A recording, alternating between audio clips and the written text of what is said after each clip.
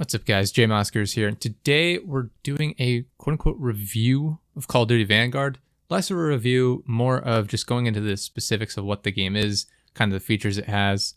We'll be covering zombies, the campaign, and multiplayer. Not a whole lot on the campaign because that's not really what people are interested in. But we're definitely going in-depth with zombies and then in-depth with multiplayer. We're going to cover some of the issues we have with the game, but more so just kind of breaking down what the game is, what it has to offer. And without further ado, let's jump right in. All right, so first and foremost, we have to talk about this menu. It is getting out of hand. They've gone with not only the Call of Duty Vanguard menu, we got the Warzone menu, you got the Cold War menu, which has, everything in it. And then they have the Modern Warfare menu, which also has everything in it. I don't know why they need to include every game in this, but it is absurd. So first up is zombies. You got Fang. It's the new quote-unquote map. Same custom class types as always. You got 4 abilities: Energy Mine, Aether Shroud, Ring of Fire, and Frost Blast, which are pretty self-explanatory, same as they've always been. You'll start out in this opening hub area of Stalingrad, which has the Pack-a-Punch, which costs a little bit more than in previous iterations. You got the crafting table, which lets you craft your armor. You have 3 tiers of that. You can repair it. You got the lethals, which are, the same as in campaign and multiplayer. You got your tacticals, again, same sort of stuff. You got the monkey bombs, which unlock at level 31. And then you got your self-revive there and support. You can rebuy ammo here, and you've got the mystery box. And then you have this, which you can sacrifice hearts to get covenants, which are like extra abilities. And then you can continue to upgrade these throughout. You can go to like rare, epic, and then legendary. The later the rounds you get, and they just kind of improve upon themselves. On top of that, you got 5 perks. You've got Fiendish Fortitude, which increases your health. You've got Diabolical Damage, which increases your critical damage. You got Venomous Vigor, which boosts your health regen speed. You've got Demonic Frenzy, which boosts your reload speed. And then you've got Ethereal Haste, which boosts your movement speed. And all of these can be upgraded up until tier 4. The first tier is actually free, which is nice and convenient. And throughout the world, you'll come up with these barricades that you're trying to figure out how to break them down. You've got different game modes that you can do, such as Harvest, Transmit, and Blitz. Completing these will actually open these areas up, and some of them take place in the same map. Others will take place in different areas, such as on the rooftop in this cityscape. I don't know if this is a Russian city or where this is at. You come here, they have like a farm sort of area, which is actually the setting of the second campaign mission. And then at times you'll also come to Shinonuma, or a remake of it. Unfortunately, the whole map isn't available. It's kind of barricaded off, and honestly, I've only played Transmit on this. I don't know if other like variations are available, but Transmit's the only objective I've had on this map, and it's cool to be able to revisit it. So first off, let's go over Harvest. So you'll have those runes that you have to collect here, and you'll have to deposit them in these Sin Eaters, which are these weird pedestals. And when you deposit the runestones, it'll disappear, all the zombies in the area will die, and then it'll end up moving to a different area. So you'll run over to it here and you can see. And you'll just want to keep depositing runestones each time they pop up, and at the end of it, all zombies will die, and once you finish filling them up, you'll return back to the hub area. Next up, you've got Blitz, which is basically just a survival. It's timed. The higher the round you're in, the longer you have to survive. Early on in the game, it's a minute and a half, 2 minutes. It's not terribly difficult. Sometimes you're placed in cramped areas, though, which actually makes it a little bit more difficult. But it's pretty straightforward and simple. The final one is Transmit, which is this floating zombie head in this, whatever this is. And you basically just have to follow it around the level while zombies attack you. And you'll see the little bar on the top left under the minimap. And once you fill that up, it's reached its destination, and you can transport back to Stalingrad in the hub area. Yeah, it's pretty self-explanatory as well. None of them are terribly difficult. These are the only 3 objectives that I've gotten. I've gotten up to wave like 18, I think, before I exfilled. So I don't know if those are the only 3 you do. I would hope that there'd be more at some point, but who knows? Once you complete these, you'll see the barricades disappear, and you can explore most of the map. As you do that, some of the things you'll encounter are just zombies that are just kind of out and about. They'll spawn in. As you kill them, some more will appear for a certain amount of time. You can also find chests which have some items such as weapons, ammo, explosives, things like that. And they can be found throughout the map as well, in certain different areas. And as well as the chests, you have crystals, which focus like they did in Cold War zombies. Same sort of thing. You break them, they spawn, items, ammo, same exact stuff. They're also kind of all over the map, and you'll see them on the minimap. Sometimes it's there, but on the minimap, but it's not actually there in-game, which is a problem. Some of the new zombies include the Boomschreier, however you pronounce them. They explode when you kill them, and it's kind of convenient because you can use them to blow up other zombies. And then you also have the Sturmkrieger, which are these big guys that have miniguns. They're not terribly difficult to deal with early on. They'll light you up and they'll deal a decent amount of damage, but you can just pick them off in the head. And usually they'll drop an item or something like that, and you're good to go. So last but not least, you can exfil in this. Anytime after round 4, you're able to do that. I actually like this version of exfil more than I did in Cold War. It gives you a set number of zombies to kill, same as before. But unlike in Cold War, there's not a limited number of zombies to kill. You don't have to kill like the exact amount. So there's always going to be enough. Once you kill all of them, then you have a time limit to get to the exfil portal. So if you have the Aether Shroud, it makes it super convenient because you can do what I do here and just make your way right to the exit. That's basically all we have for zombies. The only other thing I wanted to touch on with zombies is the ability to, or lack of the ability to pause the game. You'll see right here that I pause it and you can see the zombies moving in the background. This is incredibly annoying and I hope they fix it. All right, so next up we got campaign, which I know is not why people are here. Nobody goes onto YouTube looking for reviews of Call of Duty campaigns. It's always multiplayer and zombies. But I want to talk about it since it is in the game. So the campaign, obviously World War II. It's basically the creation of the special forces. You got a bunch of different characters in your team, and they're from all over the place. You got like Americans, British, Russians, Australians, and they all come together to try and stop the Nazi regime. So the first mission basically breaks down. I'm gonna keep this spoiler free, but the first mission is basically introducing you to your team, and then the missions after that are basically the backstories of your team members and how they end up joining up onto this team that you've put together to act as a special forces group. One of the things that bothers me, and this has been this way since every Call of Duty I can remember, where they have these quote-unquote stealth areas where you're supposed to sneak around and, be quiet, assassinate people. But as with every Call of Duty game, they don't last. You get like 1 or 2 kills in, and then it's guns blazing. I kind of wish they'd stuck to that a little bit more. You're special forces. You're not always going to go in guns blazing. So I'm not going to knock it for that, but I wish they would have actual stealth missions in these games every once in a while. They do have like a D-Day mission. It's not storming the beaches, which I can appreciate. It's kind of been done to death. But I did get some Band of Brothers sort of vibes just from the aesthetics of it. It's kind of dark. You're in the woods. Just the lighting, just everything about it, the lighting and everything was, I don't know, I thought it was kind of cool. It's the second mission of the game. But yeah, visually the game looks great. The campaign, oddly enough, the campaign is the only portion of the game as far as like campaign, zombies, multiplayer. Campaign is the only one I ever had frame rate issues on, where it would just stutter, like very obviously stutter. I don't know if it's because they tried to keep the visuals a little bit more intense for the campaign, but had a few problems with that. Otherwise, nothing too major. It plays and feels just like Modern Warfare. It's the same engine. So it plays well. It's nice and smooth. The gunplay is good. But yeah, not a whole lot to go into it. They do have a couple of claustrophobic sort of areas in it. It's mostly open. As you see here on screen, you get into a sub. This is all part of the first mission. This was a little annoying because you can't really move left or right to take cover very often. But I don't know, it's kind of cool. I like that they're sort of reincorporating some of the elements that we got from Modern Warfare, like the cleaning in the house mission, where you're going in, you're clearing out the apartments. So that's kind of cool. But I don't know. I don't think I'll really revisit this in any future videos as far as like reviewing the rest of the campaign. I just kind of jumped into it just to get a feel for what it was like.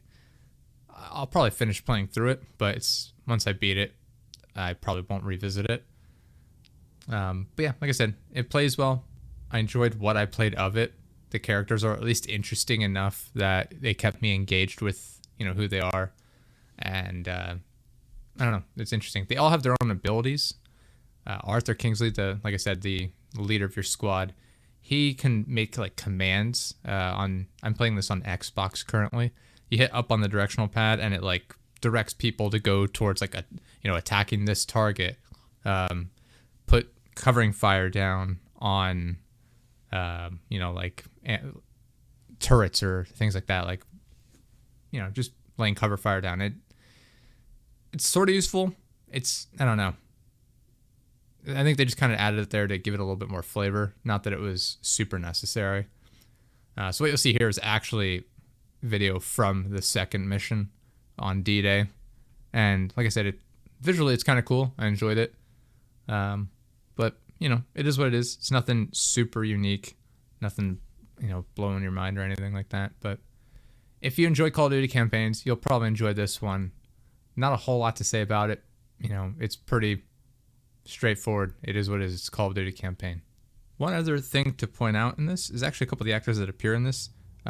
Richard Webb, who is basically your closest ally in the game, was actually played by Simon Quarterman. You might recognize him. He was the narrative director, Lee Sizemore from Westworld. He's the guy that was kind of fighting to get control of like the narrative in the park. So you might recognize him from there. And then also you have Dominic Monaghan as Janik Richter. He's one of the Nazis in this game, one of the villains. People will probably know him best from playing Merry, one of the hobbits in Lord of the Rings. So I just thought it was interesting they got a couple of these people out there and involved in this game. So if you're interested in that, a little bit of tidbit of information there for you. Moving on to multiplayer, which is what people are actually here for. Jumping right in, you got the standard modes. You got Team Deathmatch, Domination, Kill Confirm, Search and Destroy, Free For All, and Hardpoint. And then you have a new mode, Patrol, which is basically Hardpoint, but instead of each point being stationary, it just kind of moves around on the map. On top of that, this year they've added combat pacing. So you've got Tactical, Assault, and Blitz. These basically determine how fast you're running into people. Tactical is slower paced, a bit more methodical. Assault a little bit faster, and Blitz is just all out combat. As far as loadouts go, you got your 10 custom classes unlocked from the start. You've got the typical large assortment of assault rifles. You got your SMGs, shotguns, LMGs, marksman rifles, sniper rifles. I appreciate that they re-added shotguns as primaries instead of adding them as secondaries like they have in some past iterations. I don't know. They should be primaries. That's just how they should be.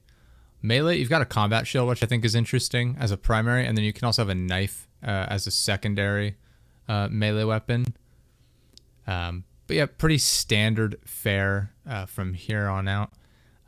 You got your perks. You got Fortified, Survival Training, Ninja, Dauntless, Ghost, Cold-Blooded for perk 1s.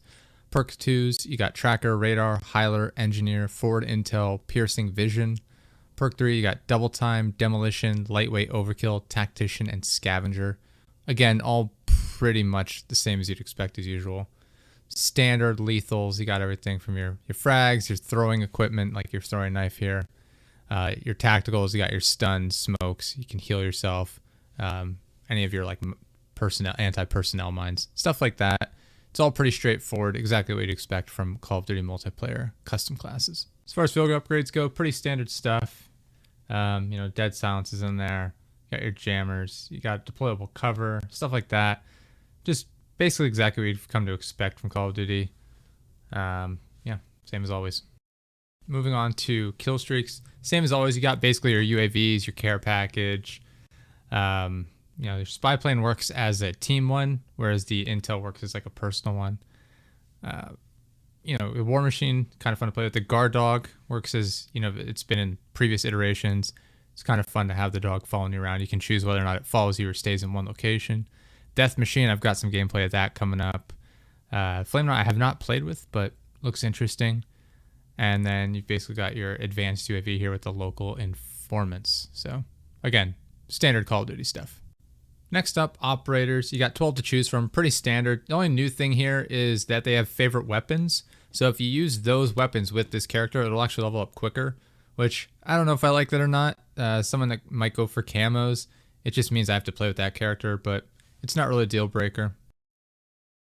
One of the customization options I did want to point out in particular were calling cards.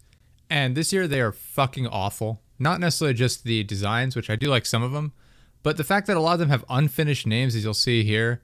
I scrolled through, I sent this video to one of my friends right after I got the game. And I mean, look at it. So many of these just have unfinished names. I don't know if it's just a glitch in the game or what it is, but I was scrolling through these like, this is unbelievable. Some of them don't even have images. They're just white, which again blows my mind. As far as maps go, you got 16. You got Berlin, Bocage, Castle, which is a remake from World at War, Das Haus. You got Decoy, Demyansk, Desert Siege. You got Dome, which is also a World at War remake. Eagle's Nest, Gavutu, Hotel Royale, Numa Numa, Oasis, Red Star, Subpens, and Tuscan. Overall, the maps play pretty well, I guess. The only issues I saw were with Dome, which the way the spawns work in the current game, it is just a bit of a mess. You're constantly on top of each other as far as like both teams go. And it's just a real clusterfuck. I know even having played the original quite a bit, it wasn't this bad. The problem is, like I said, in the newer game, you're faster paced, so you're moving around quicker, you're getting on top of people quicker. The spawns are just kind of messy, and the whole map is a bit of a clusterfuck. Castle wasn't as bad. It's a little bit bigger of a map, I guess. I don't know. It played a little bit better, and you'll see that here soon in some of the gameplay we got. All right. So all that aside, overall, I don't hate the game. I know it's been getting a ton of flack. There is a lot of parts of it that are just unfinished, unpolished. The calling cards in particular blew my mind that they would just put those in the game as is. Names not even finished. Some of them are just literally fucking blank white cards. I don't get that at all. The multiplayer is fun to play with. I do like one of the things they brought back, as you see the death machine here, which I actually had a blast playing. One of the things they brought back was the equivalent of the nuke in the V2 rocket. So what I'll do is I'll just let that play out for you so you can kind of experience it. It's kind of cool.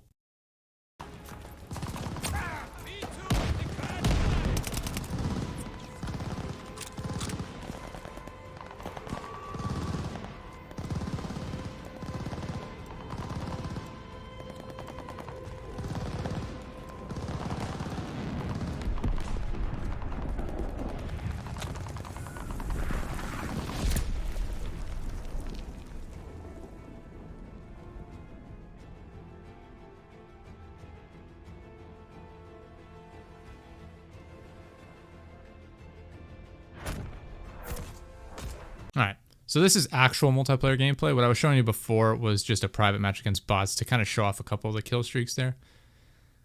Jumping back in, like I said, I've enjoyed the amount of time I've played with the game. Hasn't been a ton. The skill-based matchmaking is still complete horseshit. I don't know why they have it in the game. The game plays exactly like Modern Warfare, just with World War II coding, essentially. It handles well. You level up exactly the same sort of issues abound as the last number of iterations, but it's all right. I like I said, I've had fun playing it. There weren't any times yet. That's a hard yet. There haven't been any times yet where I've really been incredibly frustrated at the ways that I've died, or any of the ways the game actually played. Most of the issues I've had, outside of a few of the graphical issues in the campaign, really, it's just the cosmetic stuff. Like I said, calling cards, just some of the issues like that. The gameplay itself, I haven't had any huge issues with. It's typical Call of Duty multiplayer. I wish there was a couple more game modes, maybe. I don't know why they kind of narrowed it down so much. I miss Sabotage. I know that's not a hugely popular mode, but I've always did enjoy playing that a lot, especially back in Modern Warfare 3. Patrol's interesting. It's an interesting take on Hardpoint. I feel like a lot of the modes they have now are just kind of the same thing with slight tweaks to them. One of the things I do like, outside of play of the game being broken as shit yet, as you watch this, again, it's just a quick little like single kill will get play of the game even if the person dies, which I don't understand.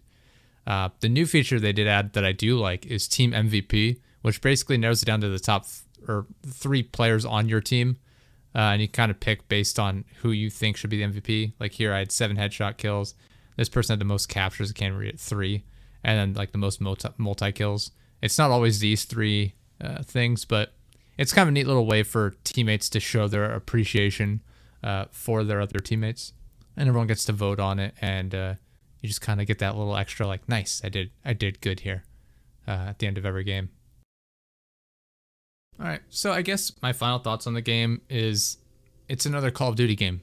You know, I realize it's not the answer most people want to hear, but I don't know what they expect at this point. It is what it is. It's Activision rushing out a game, trying to get them out every single year, not making any major improvements or changes to it. Campaign seems fine. It is what it is. I know most people don't even play the game for the campaigns anymore, but as someone who actually does play the campaign, I'll appreciate it when I inevitably go back in and finish that. The zombies, I absolutely see that falling off if they don't update it. People want round-based gameplay. I know that there are rounds in this, but it's not the same, and everyone can understand why it's not the same. They just want the round-based survival, you know. What it is now is it's just kind of, you know, a smaller little hub area with a couple, like 3 or 4 little add-on areas that you can kind of run around in. But I don't know, ever since they added in, what was it, outbreak mode in Cold War, which was this ambitious open world, which I actually applaud them for trying something like that, but there's just nothing going on in those for the most part. I don't know. It's hard because you try and tell Activision and, you know, the developers here, try something new. We don't know what it is, and anytime you do try something new, we're going to shit all over it and talk to you about how good the old games were by comparison to the new ones. So, you know, they are kind of stuck between a rock and a hard place. I think if they actually focused on giving the development teams the time and resources they needed, as opposed to, you know, cutting their development cycle short and having them like I said, almost every single studio that's not working on Vanguard here actively was working on Warzone. So I don't know. Activision is definitely the one causing the issues with the games as opposed to the development teams themselves. Multiplayer, you know, people are going to play it. I think a lot of people that have gripes with more modern Call of Duty games are the guys that have been playing since like Call of Duty 4 or, you know, between 2007 to 2012, roughly, maybe a couple of years later. You know, it's slightly older generation that grew up on the different styles of COD, as opposed to the younger generation that came in with like Advanced Warfare and every other game past them, where it's a bit faster paced, a lot, you know, more mechanics to it. You get the operators, which I'm kind of hit or miss on. You know, it's just a different audience in between there, and you know, it's just going to appeal to different people. You can't make everyone happy. When you have a series that's been going on for so many years, there's no way you can please the entire fan base. You're never going to make everyone happy. So it is what it is. I mean, some people will love this game. Some people will just, you know, kind of like it. They'll be like, it's something new. And then there's a number of people who are just going to hate it. You know, in their actual opinion, they actually will dislike it. And there's also people that are just going to hate it just to hate it because it's Call of Duty. So, I mean, I hope you enjoyed the video. I hope it was at least somewhat informative. Like I said, I tried to keep it a bit more, you know, informative as far as explaining the features of the game as opposed to me just shitting on it the entire time, as we tend to do over on the podcast. But thank you everyone for watching. Something a little bit different than we normally do. Appreciate it. And enjoy the game, or don't. Battlefield 2042 is coming out in, 2 days after this video goes live, or 9 days if you don't buy the Ultimate Edition or whatever it is. So if you're into Battlefield, that's coming out soon. Skyrim, the new Skyrim version 30 is coming out on the 11th. So check those out. Halo Infinite. Plenty of stuff. So thank you for watching. Go check out deadjesterproductions.live. We've got links in the description. Check it out. It's got our website. It's got our podcast, our Twitch streams, which we haven't been streaming super frequently. It's kind of a bummer. Check out our other content, though. Check out our merch shop. Appreciate everyone for watching. Have a good one.